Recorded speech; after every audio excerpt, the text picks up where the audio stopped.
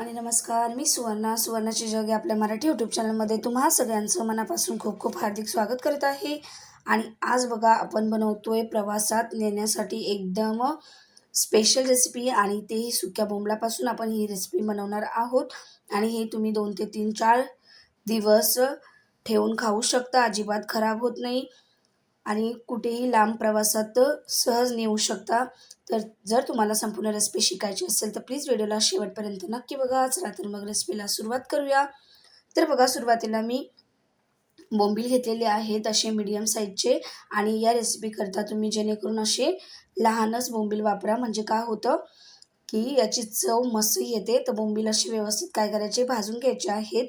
तर सुरुवातीला बघा, मी बोंबील भाजताना तेलाचा पाण्याचा कशाचाही वापर केलेला नाही आहे, सुकेच भाजत आहे. तर अशा आपल्याला एक 2-3 मिनटं काय करायचं, यांना व्यवस्थित भाजून घ्यायचं आहे. बोंबील जर आपण भाजून घेतले ना तर काय होतं की एकदम ते असे चिमट होत नाहीत. त्यामुळे सुरुवातीला काय करायचं, यांना थोडंसं भाजून घ्यायचं आहे. तर बघा, बोंबील मस्त असे आपले भाजून झालेले आहेत. आता काय करूया, त्यांना आपण काढून घेऊयात. तर बोंबील काढून घ्यायचे आहेत आणि यांना काय करायचं, आपल्याला थंड होण्यासाठी ठेवून द्यायचं आहे. तर थोडंसं थंड करायचं आहे. तर बघा, आता अशा प्रकारे काय करायचं ना, मस्त व्यवस्थित बघा जसा रंग आलेला आहे ना, याच प्रकारे आपल्याला हवं आहे. असं भाजून घ्यायचं आहे मस्त.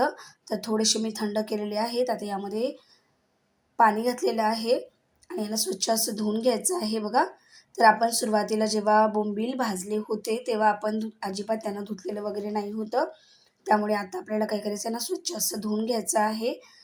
सुरुवातीला जर का आपण सुकेच यांना भाजले ना तर काय होतं, क्रिस्पी होतं. जर आपण धुवून भाजले ना तर मग यांचा एकदम लदगा होतो. त्यामुळे काय करायचं, सुरुवातीला भाजून मगच धुवायचं आहे. तर बोंबील असे स्वच्छ धुवून घेतलेले आहेत मी. आता यांना काय करते, एका प्लेटमध्ये काढून घेते बघा. तर अशा प्रकारे काय करायचं, आपल्याला प्लेटमध्ये काढून घ्यायचं आहे. आणि ही रेसिपी तुम्ही एकदा बनवूनच बघा, एकदम अप्रतिम अशी बनते. तर बघा, आता बोंबील व्यवस्थित स्वच्छ धुवून झालेले आहे, त्यांना मी बाजूला ठेवून देते. आता करूयात पुढची प्रोसेस. तर मी लसूण घेतलेलं आहे. तर बघा, असा हाताने फोडते मी लसूण. तर असा फोडायचा आहे आणि आपल्याला काय करायचं आहे, याचा फक्त पाकळ्या अशा वेगळ्या करायच्या आहेत, सोलायच्या वगैरे काही नाही आहे. फक्त अशा पाकळ्या सुटसुटीत करून घ्यायच्या आहेत आणि यामधली जी देठ असतो तो काढून घ्यायचा आहे बस. आणि अशा प्रकारे आपल्याला काय करायचं, लसूण थोडा जास्त वापरायचा आहे. तर इथे बघा, मी आता एक मोठीवाली कांडी घेतलेली आहे आणि जर गरज पडली तर मी अजून थोडासा लसूण इथे वापरणार आहे. तर बघा, आता मी थोडासा इथे अजून लसूण वापरलेला आहे. तर बघा, अशा प्रकारे. तर मी याची साल वगैरे काढलेली नाही आहे, साल तशीच ठेवलेली आहे. तर लसूण आपला मस्त व्यवस्थित आपण मोकळा करून घेतलेला आहे, त्याला बाजूला ठेवून देऊयात. आता इथे मी खोबरं घेतलेलं आहे सुकं. तर खोबऱ्याला काय करायचं, असं बारीक कापून घ्यायचं आहे. तुम्ही या जागेवरती खोबऱ्याला किसूनसुद्धा वापरू शकता किंवा मग रेडीमेड नारळाचा किस वापरू शकता. पण असं सुकं खोबरं जर वापरलं ना तर काय होतं की याची चव मस्त येते. खोबरं आता मस्त कापून झालेलं आहे, याला मी बाजूला काढून ठेवलेलं आहे. आता आपण घेऊयात कांदे. तर इथे मी 2 कांदे घेतलेले आहेत मीडियम साईजचे. त्यांना सोलून घेतलेलं आहे आणि स्वच्छ धुवून घेतलेलं आहे. आता काय करूया, त्यांना असं लांब लांब काप करून घेऊयात. तर कांदे आपल्याला काय करायचे, असे लांब कापून घ्यायचे आहेत. तर हे बघा, अशा प्रकारे काय करायचं आहे ना, यामध्ये आपल्याला जास्त जिन्नससुद्धा नाही वापरायचे आहेत. कमी जिन्नसमध्येच एकदम चविष्ट अशी ही रेसिपी बनते. आणि जर का तुम्ही एकदा बनवलीत तर तुम्हाला भाजीची सुद्धा गरज नाही आहे. तुम्ही डाळ भाताबरोबर किंवा चपातीबरोबर नुसतीच ही रेसिपी खाऊ शकता, एवढी अप्रतिम बनते. तर कांदा कापून झालेला आहे. आता मी काय केलं, एक कढई ठेवलेली आहे गॅसवरती आणि त्यामध्ये अर्धा चमचा तेल घातलेलं आहे. आता त्याच तेलामध्ये आपण जे खोबरं ठेवलं होतं बारीक कापून ते भाजून घ्यायचं आहे. तर खोबरं आपल्याला काय करायचं आहे, हलकंसं भाजून घ्यायचं आहे. तर हे बघा, एकदम जास्त जळवायचं नाही आहे, थोडंसं भाजायचं आहे, जेणेकरून काय होतं की याचा रंग बदलेल आणि यामधलं कच्चंपण निघून जाईल. तर हे बघा, अशा प्रकारे काय करायचं आहे, मस्त असं खोबरं भाजायचं आहे. बघा, याचा रंग आता बदललेला आहे. तर आता खोबरं व्यवस्थित भाजून झालेलं आहे, त्याला मी आता काढून घेते. तर आता काय करायचं, याच कढईमध्ये पुन्हा आपल्याला काय करायचं आहे ना, लसूण भाजून घ्यायचं आहे. तर लसूणसुद्धा मी साल न काढता वापरलेला आहे. तर त्याला व्यवस्थित काय करायचं, आता मस्त भाजून घ्यायचं आहे. तर लसूण भाजायला सुद्धा आपल्याला 1-2 मिनटं लागतात. 2 मिनिटाच्या नंतर काय करायचं, याला काढून घ्यायचं आहे आणि थोडंसं भाजताना लक्ष द्यायचं की आपल्याला जेव्हा लसूणची जी साल आहे असं वाटलं की थोडीशी कडक झालेली आहे, तर त्या स्टेजवरती लसूण काढायचा आहे. तर हे बघा अशा प्रकारे मस्त असं एकदम याला भाजून घ्यायचं आहे. आणि दिसायला पण बघा एकदम असा कलर आता थोडासा बदललेला आहे. तर असाच आपल्याला लसूण हवा आहे. तर आता याला मी काढून घेते. तर लसूण भाजून झालेला आहे. आता आपण काय करूयात, तर याच कढईमध्ये पुन्हा कांदा घालूयात. अगर जर तुम्हाला गरज वाटली तर थोडंसं तेल तुम्ही इथे वापरू शकता. नाही गरज वाटली तर मग जेवढं कढईमध्ये तेल आहे त्यामध्येच तुम्ही कांदा भाजून घ्या.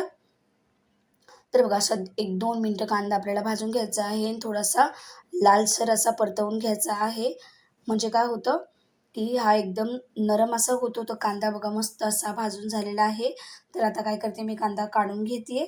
तर आपण जे जिन्नस भाजून ठेवलेले आहेत, त्यांना थोडंसं थंड करून घ्यायचं आहे.